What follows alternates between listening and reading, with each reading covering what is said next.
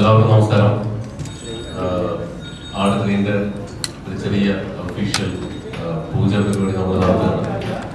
പ്രിയപ്പെട്ട ഒരുപാട് ആളുകൾ എത്തിയിട്ടുണ്ട്. അപ്പം ചോദിച്ച ഒരുപാട് ചോദ്യങ്ങൾക്കുള്ള മറുപടിയായിട്ടായിരിക്കും ഈ സിനിമ വരാൻ പോകുന്നത്.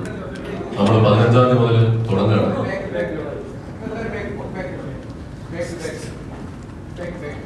ശിവചേട്ടൻ നടന്ന മാനവ പ്രൊഡക്ഷൻ കൺട്രോളിൽ നടന്നുകൊണ്ടിരിക്കുകയാണ്.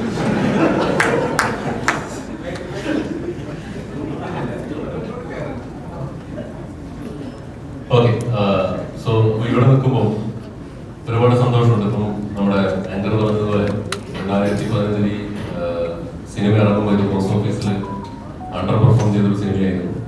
അത് പറയാനുള്ള നല്ലൊരു വാക്കാണ്. വിഷമിപ്പിക്കേണ്ട അവർക്ക് ബോക്സ് ഓഫീസിൽ പൊട്ടിപ്പോയൊരു സിനിമയാണ്. അതാണ് റിയാലിറ്റി. അണ്ടർ പെർഫോമൻസ് ഒന്നും ആയിരുന്നില്ല. അവിടെ നിന്ന് ഈ സിനിമ തിരിച്ചു വന്നത് എങ്ങനെയാണെന്ന് നിങ്ങൾക്കറിയാം. അതിന്റെ 2ാം ഭാഗം എങ്ങനെ വന്നു നിങ്ങൾക്കറിയാം. അപ്പൊ തൊട്ട് നമ്മൾ ആലോചിച്ചിരുന്നു ഇതൊരു ട്രിലജിയാക്കി, ഒരു 3 പാർട്ട് ഫിലിമാക്കി ഈ യൂണിവേഴ്സ് അവസാനിപ്പിക്കുന്ന ഒരു ആഗ്രഹമുണ്ടായിരുന്നു. അപ്പൊ അതിന്റെ എഴുത്തും പരിപാടിയൊക്കെ നടക്കുന്നുണ്ടായിരുന്നു. അങ്ങനെ അത് കുറച്ച് വലിയ സിനിമയായി. ഇപ്പം ആളുകൾ ഓൺലൈനിലും എല്ലാവർക്കും മെസ്സേജ് അയച്ചൊക്കെ ചോദിക്കുന്ന 2 ചോദ്യങ്ങളാണ്. ആട് 3 സോംബി ചിത്രമായിരിക്കും എന്നുള്ളതാണ് മേജർ ചോദ്യം. അതാദ്യമേ അല്ല എന്ന് പറയുന്നു. എന്തായാലും സോംബി പടമല്ല. പക്ഷെ ഇത്തവണ നമ്മൾ ആടിന്റെ സ്വഭാവം മാറ്റാതെ, അതിന്റെ ഫ്ലേവറുകൾ ഒന്നും മാറ്റാതെ സിനിമ അല്പം വലുതാക്കുകയാണ്. പ്രൊഡ്യൂസർ പറയാൻ അനുവാദം തന്നത്രയും മാത്രമേ ഞാൻ പറയുള്ളൂ. അത് അല്പം വലുതാക്കുകയാണ്. നമ്മളൊരു സ്ലാപ്സ്റ്റിക് സിനിമയുടെ സ്വഭാവം നിലനിർത്തിക്കൊണ്ട് തന്നെ ഇത്തവണ നമ്മൾ എപ്പിക് ഫാന്റസിയിലേക്ക് പോവാണ്. ഒരു സംവിധായകൻ എന്നുള്ള നിലയ്ക്ക് എനിക്കത് ഭയങ്കര സന്തോഷമുണ്ട്. കാരണം അങ്ങനെ പെട്ടെന്ന് ചെയ്യാവുന്ന ഒരു ജോണറല്ല എപ്പിക് ഫാന്റസി. നിങ്ങൾക്കറിയാം, എപ്പിക് ഫാന്റസി എന്ന് പറയുമ്പോൾ ഓഫ്കോഴ്സ് ഫാന്റസി ഉണ്ടാവണം, പടത്തിനൊരു എപ്പിക് സ്വഭാവം ഉണ്ടാവണം. എന്റെ മനസ്സിൽ എപ്പിക് ഫാന്റസി എന്ന് പറയുമ്പോൾ തന്നെ രാജാവും കുതിരകളും യുദ്ധങ്ങളും ഒക്കെ ആയിട്ടുള്ള ഒരു സിനിമയുടെ ചിത്രമാണ് വരിക. അപ്പൊ അതെല്ലാം വെച്ചുകൊണ്ട് നമ്മളൊരു എപ്പിക് ഫാന്റസിയിലേക്ക് ഇത്തവണ കാലെടുത്ത് വെക്കുകയാണ്. പിന്നെ ഇതിലെ ഫാന്റസി എലമെന്റുകൾ അത് സർപ്രൈസ് ആക്കി വെക്കുന്നു. എന്തായാലും അത് സോംബി ആയിരിക്കില്ല. അപ്പോ എന്റെ കരിയറിലെ ഫ്രൈഡേ ഫിലിം ഹൗസിന്റെ കരിയറിലെ ഏറ്റവും വലിയ സിനിമ മെയ് 15-ന് തുടങ്ങാൻ പോവാണ്. അപ്പോ അത് ഒരു പക്ഷേ വെൽക്കം മിസ്റ്റർ റോണി. അപ്പോ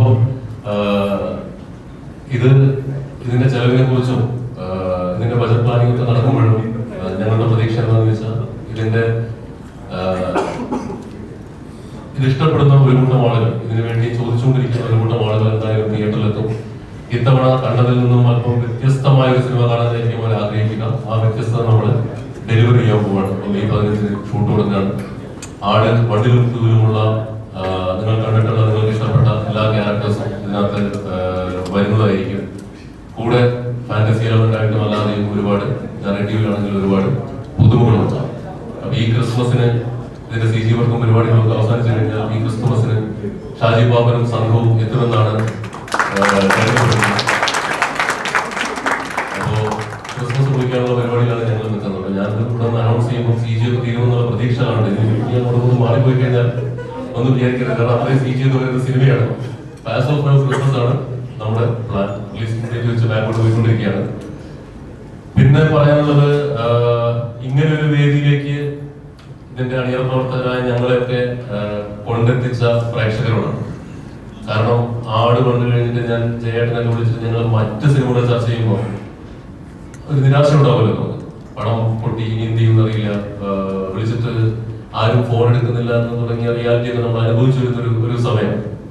അപ്പൊ ചേട്ടനെ വിളിച്ചിട്ട് ചേട്ടാ നമുക്ക് ആ പടം ചെയ്താലോ ഈ പടം ചെയ്താലോ എന്ന് പറഞ്ഞാൽ അങ്ങനെ ഫസ്റ്റ് ടൈമായിട്ട് പല കഥകളും ആലോചിക്കുമ്പോൾ ഈ സിനിമ തിരിച്ചു വരുമെന്നോ, ഇദ്ദേഹം ഒരിക്കൽ കൂടി ഷാജി പാപ്പനായിട്ട് ഇറങ്ങേണ്ടി വരുമെന്നോ, സൈജു കുറുപ്പ് ഒരിക്കൽ കൂടി അറക്കില പോയിട്ട് വരേണ്ടി വരുമെന്നോ, ഇതിലെ എല്ലാ ക്യാരക്ടേഴ്സും ഇതുപോലെ തിരിച്ചു വരേണ്ടി വരുമെന്നോ ഞങ്ങൾ വിചാരിച്ചതേ. അവിടെയാണ് നമ്മുടെ 2ാം ഭാഗം സംഭവിക്കുന്നത്.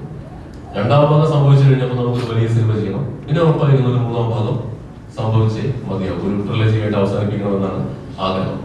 അപ്പോൾ അതിലേക്കുള്ള യാത്ര ഇവിടെ വരെ എത്തിച്ചു. വളരെ ലളിതമായ ഒരു പൂജാ ചടങ്ങാണ്. ഓഡിയോ ലോഞ്ച് ഗ്രാൻഡ് ആക്കാനുള്ള പരിപാടിയാണ് പ്രൊഡ്യൂസറുടെ. അപ്പോൾ പൂജ ഞങ്ങൾ ലളിതമായിട്ട് വെക്കുകയാണ്. അപ്പോൾ അത് ഇവിടെ വരെ എത്തിച്ച ഈ ഇത്രയും ഒരു എപ്പിക് ഫാന്റസി സിനിമയുടെ വേദിയിലേക്ക് വരെ എത്തിച്ച പ്രേക്ഷകരോട് ഞങ്ങൾ നന്ദി പറയുകയാണ്. കാരണം you were right, you gave us a second chance and now it is a third chance and definitely ഞങ്ങൾ ഡെലിവറി ചെയ്തിരിക്കും. അതിനുള്ള ശ്രമമാണ്.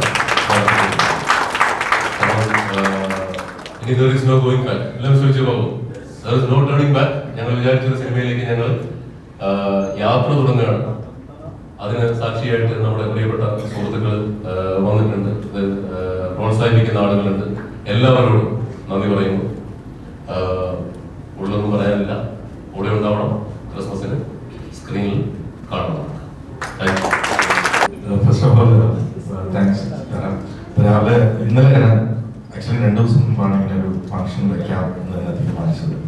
കാരണം 15-ാം തീയതി തുടങ്ങാൻ ഞങ്ങൾ തീരുമാനിച്ചെങ്കിലും ഇതിൽ ഒരുപാട് പേര് ബോംബെയിൽ നിന്നും പല റീജിയൻസിനും വരേണ്ടതുണ്ടായിരുന്നു. അപ്പോൾ നമ്മുടെ രാജ്യം വളരെ ദുഷ്കരമായ ഒരു സമയത്തൂടെ കടന്നു പോകുമ്പോൾ പ്രാക്ടിക്കലാണോ, എയർപോർട്ട് അടയ്ക്കുമോ, അങ്ങനെയൊക്കെയുള്ള ഒരു കൺഫ്യൂഷൻ നിലനിന്നു. പിന്നെ ഇന്നലെ ബോംബെ എയർപോർട്ട് അടയ്ക്കില്ല, ഇതൊക്കെ കുറച്ച് കഴിയുമ്പോൾ സെറ്റിലാവും എന്നുള്ളൊരു വിശ്വാസത്തോടു കൂടി ഞങ്ങൾ ആരംഭിക്കാൻ തീരുമാനിച്ചപ്പോൾ 2 ദിവസം മുമ്പാണ്. എന്നാൽ വളരെ ചെറിയൊരു ചടങ്ങ് വയ്ക്കാം. ഞാൻ ഇതിനോട് പറഞ്ഞു മ്യൂസിക് ലോഞ്ച് എലാബറേറ്റ് ആയിട്ട് വയ്ക്കാം. അപ്പം ഞാൻ മ്യൂസിക് ലോഞ്ച് സമയമായിട്ട് പറയാലോ, ട്രെയിലർ ലോഞ്ച് നമുക്ക് എലാബറേറ്റ് വയ്ക്കാറുണ്ട്. എന്നാലും വളരെ കുറച്ച് സമയത്തിനുള്ളിൽ ഇവിടെ വന്ന കംപ്ലീറ്റ് മീഡിയ, ഓൺലൈൻ മീഡിയ, ഒരുപാട് നന്ദി. ഇതൊരു അനൗൺസ്മെന്റും ഒരു ലോഞ്ചും പോലെ തന്നെയാണ്. പിന്നെ ഇന്നലെ ഈവനിങ് ആണ് എന്നാൽ ആങ്കർ ചെയ്യാനായിട്ട് സിദ്ധാർത്ഥനെ വിളിച്ചു. സിദ്ധാർത്ഥനെ വിളിച്ചപ്പോൾ എന്ത് പ്രോഗ്രാം എന്ന് ചോദിച്ചപ്പോൾ ഞാൻ പറഞ്ഞു ആട് 3D എന്ന് പറഞ്ഞപ്പോ പുള്ളിക്കാരി വിചാരിച്ചത് 3D-യിലാണ്. അതുകൊണ്ടാണ് ആടി അല്ല, ഇത് ആട് 3. അപ്പം ആട് 3D-യിൽ അല്ല ഞങ്ങൾ റിലീസ് ചെയ്യാൻ ഉദ്ദേശിക്കുന്നത്. ഒരു ചെറിയ സ്റ്റേ ഉണ്ട്.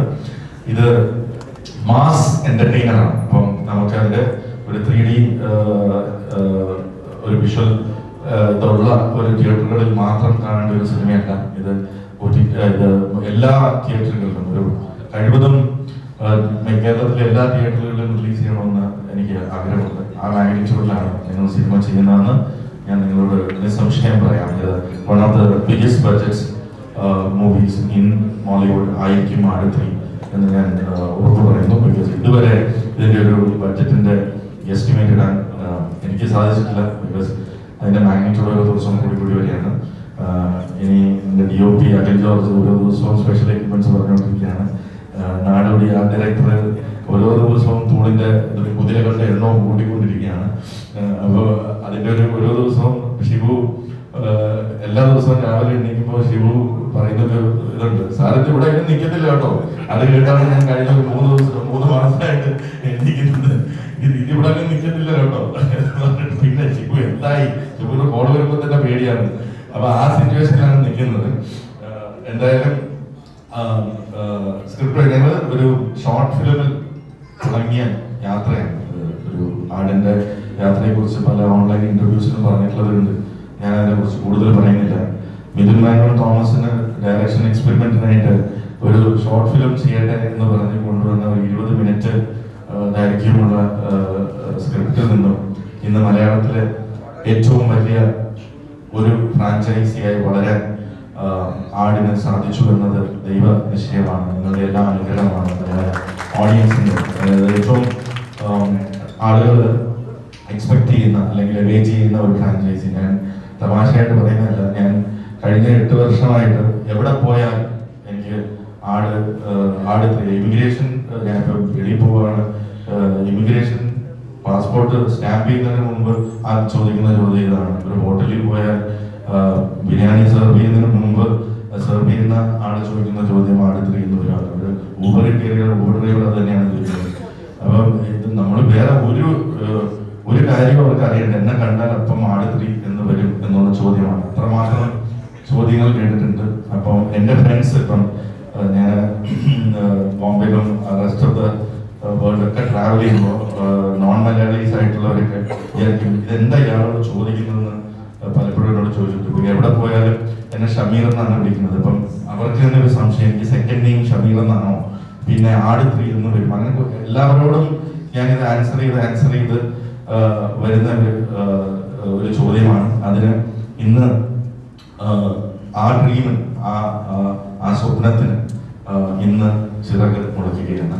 നിങ്ങളുടെ എല്ലാ അനുഗ്രഹം ഉണ്ടാവണം. അതോടൊപ്പം തന്നെ എനിക്കിന്ന് 2 സന്തോഷങ്ങളാണ്. ഒന്ന് ഞങ്ങളുടെ ഫ്രൈഡേ ഫിലിം ഹൗസിലെ ഏറ്റവും വലിയ പ്രോജക്റ്റ്, ഡ്രീം പ്രോജക്റ്റ് ആടിന്റെ ലോഞ്ചിനോടൊപ്പം തന്നെ ഞങ്ങൾ ചെയ്ത മറ്റൊരു ചിത്രം പടക്കളം വളരെ സക്സസ്ഫുൾ ആയിട്ട് തിയേറ്ററിൽ പോയിക്കൊണ്ടിരിക്കുന്നു. അതൊരു മോട്ടിവേഷനാണ്. കാരണം അതും ഒരു ഫാന്റസി ചിത്രമാണ്. അപ്പം എന്നോട് ആള് ചോദിച്ചു, നിങ്ങൾ ഫാന്റസി മൂഡ് പിടിക്കുകയാണെങ്കിൽ ഫ്രൈഡേ ഫാന്റസി ഹൗസ് ഒന്ന് മാറ്റേണ്ടി വരുമോ, കാരണം ആട് 3 ഫാന്റസി ആണെന്നാണ് കേൾക്കുന്നത്. അപ്പം പറഞ്ഞു ഇതെല്ലാം സിനിമ തന്നെ ഇപ്പൊ ഫാന്റസിയാണ്. അപ്പം പടക്കളം ടീം ഇവിടെ ഉണ്ട്, എന്റെ ഡയറക്ടർ ടീം എല്ലാം ഞങ്ങളുടെ ഈ ആടിന്റെ ലോഞ്ചിന് പങ്കെടുക്കാൻ എത്തിയിട്ടുണ്ട്. അതിന് ഒരു കേക്ക് കട്ടിങ്ങിന് ശേഷം ഞാൻ നിങ്ങളുടെ എല്ലാവരും വിളിച്ച് ചെയ്യും. അപ്പോൾ കൂടുതലൊന്നും ഇപ്പൊ പറയുന്നില്ല. എല്ലാവരും സംസാരിച്ചതിന് ശേഷം എന്തെങ്കിലും ചോദിക്കാനുണ്ടെങ്കിൽ എന്നോട് മാത്രം ചോദിക്കാം.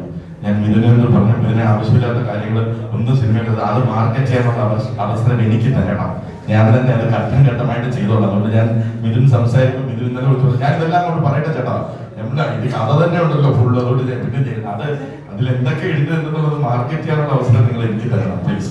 ഡയറക്റ്റ് എന്തുകൂടെ ചെയ്തു എന്ന് പറഞ്ഞിട്ട് അങ്ങനെ ചെയ്തിരിക്കും. അതുകൊണ്ട് മിഥുൻ ഒരു ലോല ഹൃദയനാണ്. നിങ്ങൾ ആത്മാർത്ഥമായിട്ടൊന്ന് ചോദിച്ചാൽ മിഥുൻ കഥ വരെ പറഞ്ഞു തരും.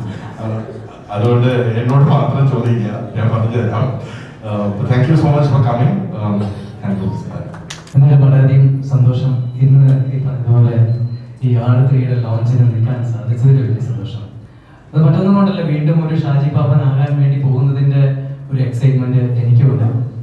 സാധാരണഗതിയിൽ നേരത്തെ പറഞ്ഞത് തന്നെയാണ് സത്യം. കാരണം ഇത് ഒരുപാട് പ്രത്യേകതകളുള്ള ഒരു സിനിമ തന്നെയാണ്. കാരണം ഞാൻ എവിടെ ചെന്ന് ചോദിച്ചാൽ എവിടെ പോയാൽ ഇതെന്റെ എനിക്ക് തോന്നുന്നു 107ാമത്തെ സിനിമയാണ് ആട് 3. അപ്പോ ഇത്രയധികം നല്ല കഥാപാത്രങ്ങൾ, കുറച്ചൊക്കെ നല്ല കഥാപാത്രങ്ങൾ ചെയ്തിട്ടുണ്ടെങ്കിലും എവിടെ ചെന്നാലും പ്രായഭേദമന്യേ ആളുകൾ ചോദിക്കുന്നത് ഷാജി പാപ്പ എന്ന് വിളിക്കുകയും കാര്യങ്ങളൊക്കെ ചെയ്യാറുണ്ട്.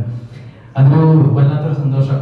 മാത്രമല്ല ഇതിന്റെ ഷൂട്ടിങ്ങിന് നമ്മൾ പോകുന്ന സമയത്ത് ആദ്യം ഏതാ പടത്തിന്റെ ഷൂട്ടിങ് ആടെന്ന് പറഞ്ഞ പടം. ഓക്കെ. അടുത്ത തവണ ചെല്ലുമ്പോഴത്തേക്ക് അത് മാറി, സിനാരിയോ മാറിയിട്ട് അപ്പോ അജി പാപ്പോ എന്ന് പറയും. അത് വളരെ റയറായിട്ടുള്ള ഒരു കാര്യമാണ്. കാരണം ഏത് സിനിമയുടെ ഷൂട്ടിങ്ങിന് പോകുമ്പോഴും ഒരുപക്ഷെ സിനിമയുടെ പേര് അറിയാൻ പറ്റും, ആക്ടറുടെ പേര് അറിയാൻ പറ്റും, കഥാപാത്രത്തിന്റെ പേര് ഒരിക്കലും അറിയാൻ പറ്റില്ലല്ലോ. പക്ഷെ അത് ആടിന്റെ ഒരു മാത്രം പ്രത്യേകതയാണ്. എവിടെ ചെന്നാലും പേര് വിളിക്കുക എന്നുള്ളത് അതൊരു വല്ലാത്ത അനുഭവമാണ്. എപ്പോഴും എനിക്കും ഈ ക്യാരക്ടറിനെ മിസ് ചെയ്യാറുണ്ട്. ഇവര് ഇപ്പൊ എന്ത് ചെയ്യായിരിക്കും, ഇല്ല ക്രിസ്മസ് ഒക്കെ ആകുമ്പോൾ ഞാനും അല്ലെങ്കിൽ നല്ല ആഘോഷങ്ങളൊക്കെ ഞാൻ ചിന്തിക്കും എന്ത് ചെയ്യായിരിക്കും, നടന്ന് കാണിച്ചോണ്ടിരിക്കുകയായിരിക്കും എല്ലാവരും എന്നൊക്കെ ഞാൻ ഇങ്ങനെ ചിന്തിക്കാറുണ്ട്. അതെന്തുകൊണ്ടാന്ന് വെച്ചാൽ ഇവരെ കാണാനുള്ള ആഗ്രഹം എനിക്കുമുണ്ട്, അതുപോലെ തന്നെ കഥാപാത്രമാകാനുള്ള ഒരു ആഗ്രഹവും എന്നിലുണ്ട്. അതൊക്കെ വളരെ റെയറായിട്ട് സംഭവിക്കുന്ന ഒരു കാര്യമാണ്. അതുപോലെ തന്നെയാണ് ഇതിന്റെ ഒരു എന്താ പറയാ, നേരത്തെ പറഞ്ഞതുപോലെ തന്നെ ഒരു പാർട്ട് വരിക, അത് ഫ്ലോപ്പ് ആവുക, അത് സെക്കൻഡ് പാർട്ട് ചിന്തിക്കുക എന്ന് പറയുന്നത് എനിക്ക് തോന്നുന്നു ഇന്ത്യൻ സിനിമയിൽ വേറൊരു സിനിമയുണ്ട്. അത് എന്തുകൊണ്ടാന്ന് വെച്ചിട്ടുണ്ടെങ്കിൽ അത് ഓൺലൈനോടാണ് നന്ദി പറയാനുള്ളത്. കാരണം യൂട്യൂബിൽ വന്നതിന് ശേഷമാണ് എല്ലാവരും ഭയങ്കര ഇഷ്ടപ്പെട്ടിട്ട് നിങ്ങൾക്ക് ഇത് സെക്കൻഡ് പാർട്ട് എന്താ പറയാ ചിന്തിച്ചൂടെ. എനിക്ക് തോന്നുന്നു സാധാരണഗതിയിൽ പടം ഹിറ്റായി കഴിഞ്ഞിട്ടുണ്ടെങ്കിൽ നമ്മൾ ആലോചിക്കും സെക്കൻഡ് പാർട്ടിനെ കുറിച്ച്. പക്ഷെ പരാജയപ്പെട്ട സിനിമയെ കുറിച്ച് ആ എപ്പിസോഡെ നമ്മൾ മറന്നു. പക്ഷെ ആളുകളുടെ റിക്വസ്റ്റ് പ്രകാരം വീണ്ടും നമ്മൾ ചിന്തിപ്പിച്ച ഒരേ ഒരു സിനിമ എനിക്ക് തോന്നുന്നു ആട് 2 ആണ് എന്നുള്ള കാര്യത്തിൽ യാതൊരു തർക്കവുമില്ല. അതൊന്ന്.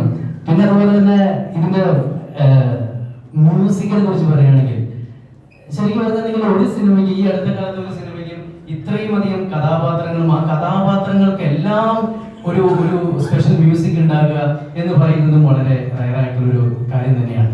അതുപോലെ തന്നെയാണ് ഇതിന്റെ കോസ്റ്റ്യൂം ആണെങ്കിലും എന്റെ വൈഫാണ് ചെയ്തത്. വളരെ യൂണീക്ക് ആയിട്ടുള്ള കോസ്റ്റ്യൂം, എല്ലാവരും ഏറ്റെടുത്തൊരു കോസ്റ്റ്യൂം ആയിരുന്നു. അടുത്തേക്കും എന്തെങ്കിലും ചേച്ചി കൊണ്ടിട്ടില്ലേ.